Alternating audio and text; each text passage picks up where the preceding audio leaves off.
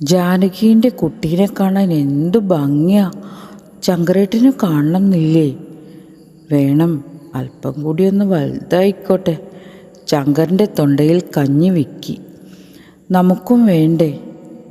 അർത്ഥവത്തായ ആ ചോദ്യത്തിന് നിർവികാരതയിൽ ചാലിച്ച ഒരു മൂളലായിരുന്നു മറുപടി. അന്നു രാവിലെ മന്ദാകിനിക്ക് ഉറങ്ങാനായില്ല. ആ ഒറ്റ മുറിയിലെ തനിച്ചുറക്കം ഇരുവരെയും അകൽച്ചയിലേക്ക് നയിക്കുമെന്ന് അവൾക്ക് മനസ്സിലായി. ഉറക്കം വരാത്ത രാത്രികൾ തനിക്ക് സുപരിചിതമാണ്.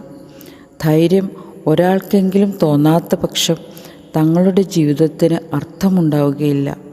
അവൾ രണ്ടും കൽപ്പിച്ച് മുറി വിട്ടിറങ്ങി. നടുത്തളത്തിലെ ചിമ്മിനി അല്പം നാണത്തോടെ തലകുനിച്ച് പതിയെ കത്തുന്നുണ്ടായിരുന്നു. ഏട്ടൻ ഉറങ്ങിക്കഴിഞ്ഞിരുന്നു. അകത്ത് ശങ്കരൻ ഉറങ്ങിയിട്ടുണ്ടായിരുന്നില്ല.